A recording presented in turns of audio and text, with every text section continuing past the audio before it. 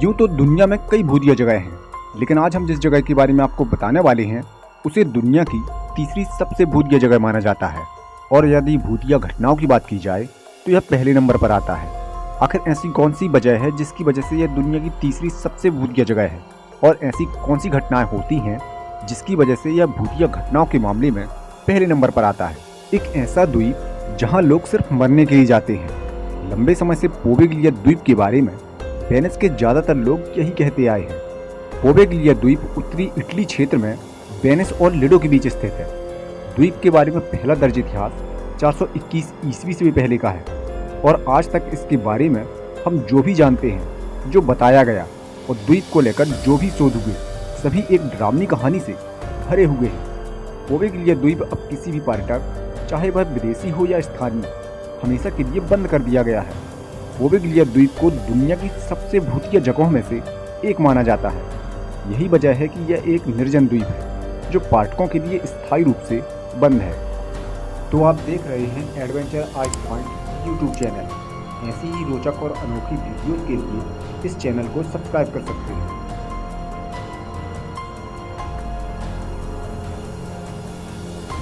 Italy के शहर Venice और लिडो के बीच वेनेशियन खाड़ी में स्थित पोवेगलिया आइलैंड के बारे में चर्चा है कि यहाँ जाने वाला कोई भी इंसान कभी वापस नहीं लौटता, इसलिए इसे मौत का आइलैंड कहते हैं। इस मौत के आइलैंड की सच्चाई जानने के लिए कई लोग वहाँ गए।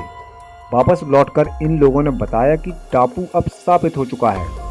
इटली की सरकार ने अब इस द्वीप पर जाने पर बैन लगा दिया है। सरकार का कहना है कि प्रतिबंधित होने के बाद भी अगर कोई शख्स वहां जाता है तो वह उसकी खुद की जिम्मेदारी होगी।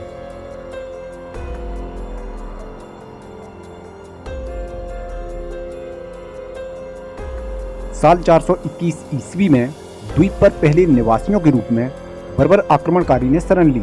14वीं शताब्दी तक द्वीप पर आबादी थी, सब कुछ सही चल रहा था, लेकिन फिर एक एक कर लोग पोवेगलिया द्वीप को छोड़कर जाते रहे। लेकिन जब 1300 के दशक में ब्लैक डेथ या ब्यूबोनिक प्लेग फैला तो द्वीप पर संक्रमितों को रखा जाने लगा, जो या तो मरने की कगार पर थे या मर चुके थे। आज के शब्दों में इसे क्वारंटीन कॉलोनी भी कह सकते हैं, लेकिन इसका स्वरूप बेहद खतरनाक था। दसों हजार बीमार और मरने की कगार पर खड़े लोगों को यहाँ दम तोड़ने के लिए छोड़ दिया जाता था, जहाँ से जिंदा वापस आने की कोई संभावना नहीं थी।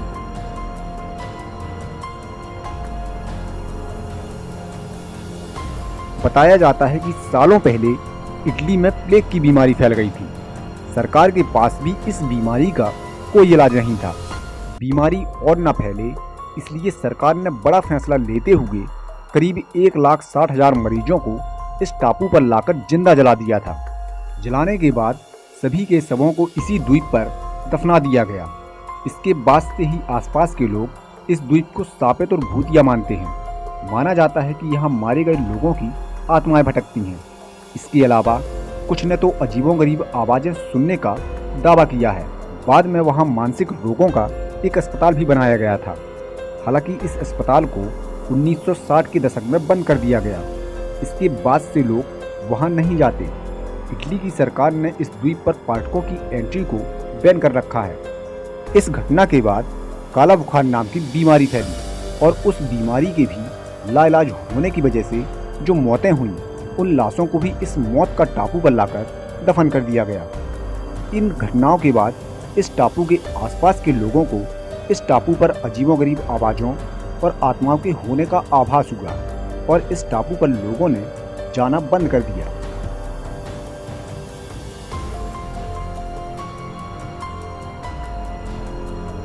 स्थानीय लोग मानते हैं कि 1930 के दशक में कुछ डॉक्टरों ने खुद अपना मानसिक संतुलन खो दिया और अपनी जान ले ली।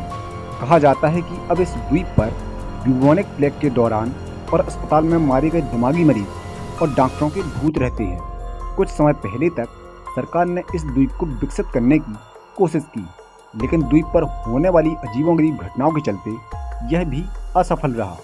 द्वीप पर कोई भी संस्था लंबे समय तक नहीं चलती, कोई भी काम पूरा नहीं होता, और अजीबोगरीब घटनाएं आज भी लोगों के लिए पहेलियां बनी हुई हैं। यही कारण है कि द्वीप अब हमेशा के लिए बंद है।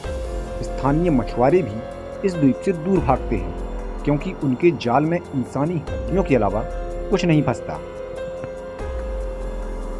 तो यदि आपने अब तक हमारे चैनल को सब्सक्राइब नहीं किया है तो चैनल को सब्सक्राइब, वीडियो को लाइक जरूर करें और बाद में उस घंटी को भी जरूर दबाएं। वीडियो से जुड़े सवालों के लिए आप हमें कमेंट